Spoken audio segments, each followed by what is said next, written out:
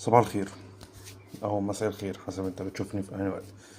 أم، تعال نشوف ازاي نقدر نعمل برزنتيشن بسيط زي ده جوه برنامج الريفت. مزايا كتير الحقيقة ان احنا نعمل حاجة زي كده جوه الريفت، ان احنا ممكن نستخدمها بعد كده كتمبلت. اي تغيير في الموديل ممكن يكون بيسمع معانا في الفيو على طول، فمحتاجش ان انا كل شويه اعمل له اكسبورت واعدل على برنامج زي فوتوشوب او الستريتور او ايا كان البرنامج الايديتنج اللي انت بتشتغل عليه او برنامج البرزنتيشن. ف دايجرام زي ده او فيو زي ده انا حاطط فيه الموديل بتاعي، الدنيا كلها واضحه. في بعض الداتا او الانوتيشنز اللي انا بشاور بيها على عناصر معينه. في كونتكست ممكن اضيفه في ديسنت برزنتيشن كده يخليني شايف الدنيا بوضوح، شايف المبنى بتاعي بوضوح. في باك جراوند دارك كده.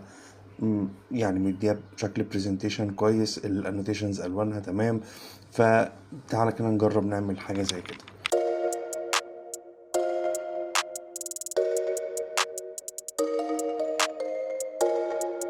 بداية انا عندي مبنى بسيط عبارة عن زي كابانا كده. مش ويل ديزايند، يعني مجرد شكل بس نشتغل عليه. طيب احنا هنا هنعمل ايه؟ تعالى نجرب. اول حاجه تعالى نثبت بس الفيو بتاعنا. بمجرد ان انت تثبت الفيو بتاعك انت خلاص، يعني حددت شكل، حددت زاويه معينه تاخده منها، وكمان بيدي لك خلاص الفيو بقى جاهز اشتغل فيه، مفيش اي شغل من اللي انت عملته هيضيع الكلام ده كله. طيب بدايه تعالى نحط كده الكروب بتاعنا.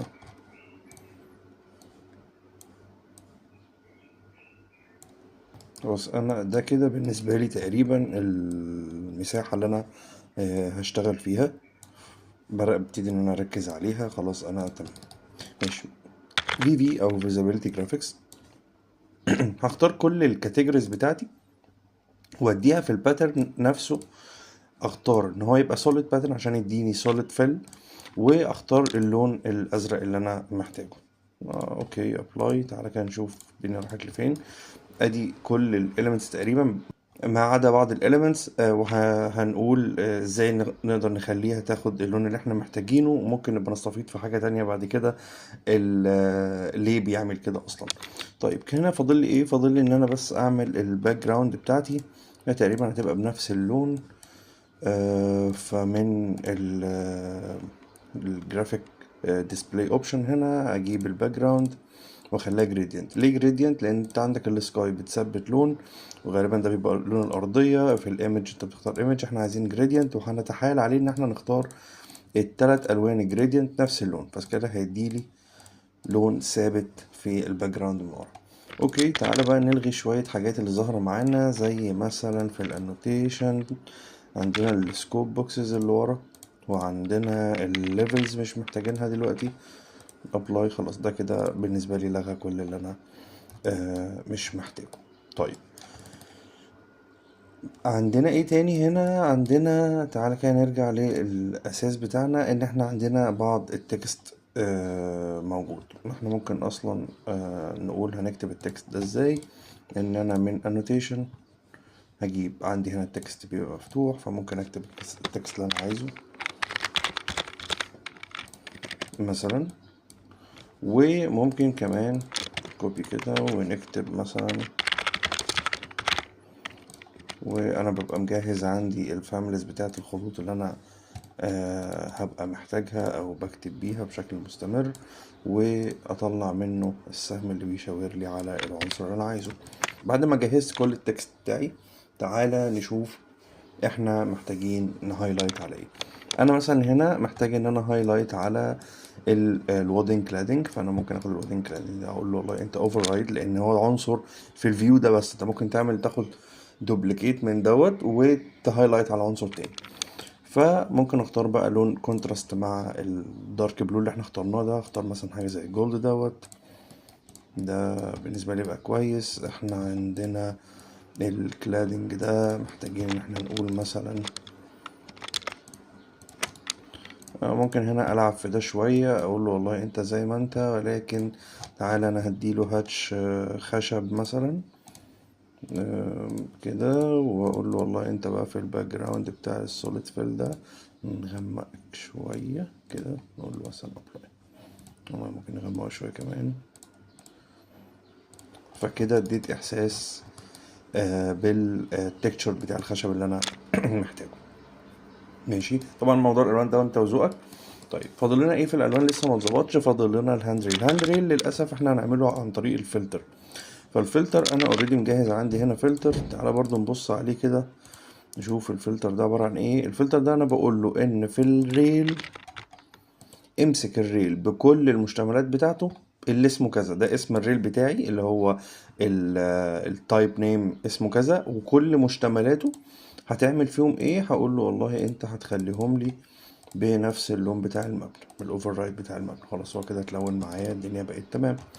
طيب فاضل لي ايه هنا؟ تقريبا فاضل لي شويه التكتشر اللي بيبقى في الفلورز بالذات. يعني انا هنا لو خدت بالك في الاصلي انا عندي تكتشر هنا واضح بتاع البانلز بتاعت الخشب، وعندي تكتشر هنا بتاع الستون. طب ده بيظهر ازاي؟ احنا لما جينا عملنا الفي في، هي دي عبارة عن تكتشر في الماتيريال بتاعة الكومبوننت ذات نفسه. فانت هنا جيت في الفلور احنا خليناها كلها تبان باللون ده.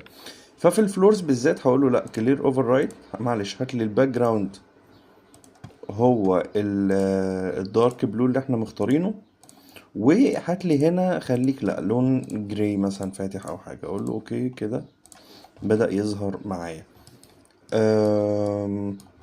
تمام. تعالى بقى نظبط اضاءة المشهد ده. يعني احنا لو جينا بصينا هنا هنلاقي ان اللون الخلفية دي دارك شوية، انما اللون بتاع المبنى نفسه افتح شوية. دي مش ممكن تعملها بطريقتين. ممكن انت تعملها بالفي في وتختار كل الكومبوننتس تبقى افتح شويه، ولكن انا بحب اعملها دايما باللايتنج. انا ممكن استفيد بحاجه زي كده. اولا انا هحتاج ان انا اعمل شادو ورا، فانا عشان كده هختار الشيدد مود، عمل لي الشادو، وهفعل معايا الكاست شادوز، وكمان الامبيان شادو. الامبيان شادو لو جينا شغلناه كده تلاقي ان هو بيديك كده الايه الضبابيه او الجزء الشيدد. مش شرط الكاست شادو مش شرط يكون من الشمس، هو ممكن كده مفيش شمس خالص، فبيديك بس تحت اي سيرفيس على سيرفيس تاني بيديك زي ايه آه جزء شيدد كده بسيط. اشغل الكاست شادو عشان يبقى المشهد معايا واقعي شوية. وممكن كمان اخش اغير في اللايتنج بتاع المشهد. انا عايز يعني الشادوز تبقى ظاهرة معايا شوية. انت عندك هنا، تعالى نشوف. اوكي ماشي، احنا عندنا هنا الجراوند فلور هو الاساس، لان ده كده ملوش معنى، مش مكملين الموديل. واقول له اوكي. طيب كده بقى عندي شادوز. تعالى نتحكم في الشادوز شويه. انا عايز اخففها شويه. اعتقد كده تمام. ممكن نزود الصن. تمام. في هنا حاجه اسمها الامبيانت لايت اللي هو الاضاءه الغير مباشره دي، انا ممكن ازودها يبتدي يفتح معايا المبنى نفسه. فممكن يعني كده احنا لسه في المود تقريبا، مبنى بقى اوضح. وكده احنا رحنا لحاجة كرتونش شوية، برضو انت وذوقك يعني. انا هنا في المثال بتاعي انا يعني كنت عامله فاتح شوية ومبين وواضح. طيب احنا هنا تقريبا وصلنا خلاص ل90% من الحاجة. فاضل ايه؟ فاضل انت تكمل المشهد بتاعك، شوية فاميليز بقى بتاعت فرنتشر، اشخاص، الكلام ده. فانا كنت حاطط فرنتشر حاجة زي كده في اللاندسكيب اللي بره، وكنت حاطط أشخاص، وكنت حاطط لايتنج فيكتشر بسيط يعني يملى المشهد معايا. وبكده نبقى خلصنا الجزء بتاعنا. دي او يعني عشان افتح 3D بتاعي موجود، ممكن اعمل مودز كتيرة، وفي نفس الوقت متسجل عندي هنا ان انا عندي الجزء المشهد بتاعي. وممكن اصلا بعد كده تحول دوت لتمبلت، رايت كليك وتقول له create view template from view. ممكن نسميه هنا diagram dark blue مثلا، واقول له اوكي. خلاص ده اتسيب عندي هنا في التمبلتس. ممكن انا اجي في 3D اقول والله مثلا انا عايز اثبت المشهد ده لحاجة معينة عندي هنا، مفيش مشكلة منها. اقول له والله انت ثبت الكاميرا بتاعتك، هنسميها وليكن diagram 2 شغل الكروب بتاعك، حدد السين اللي انت عايزه، زي مثلا عايز اعمل على الجزء ده باعتبار ان انا مكمل الموديل يعني. مجرد ان انت تيجي من فيو تمبلت هنا وتختار التمبلت اللي انت عملته اوريدي ابلاي، خلاص هو اتطبق عندك بكل حاجه. تبتدي ان انت تحط الانوتيشنز بتاعتك، تكمل الموديل لو انت محتاج، وتكتب التكست اللي انت محتاجه. المشهد بقى عندك تمام، حتى ان انت حتى هنا ممكن تفك اللوك وتختار يعني تظبط الزاوية بتاعتك زي ما انت محتاج. تمام. وبكده نكون خلصنا مع بعض طريقة عمل البرزنتيشن فيو بالشكل اللي شفناه النهاردة. لو عجبك الفيديو وحابب تشوف دروس اكتر عن الريفت، ما تنساش تعمل لايك وتشترك في القناة عشان يوصلك كل جديد. لو عندك اي سؤال احب تسيبهولي في الكومنتس، او ممكن تبعتولي على رسائل من منصة السوشيال ميديا بتاعتي. شكرا ليكم، يومكم جميل او سهرتك سعيدة حسب الوقت اللي بتشوفني فيه.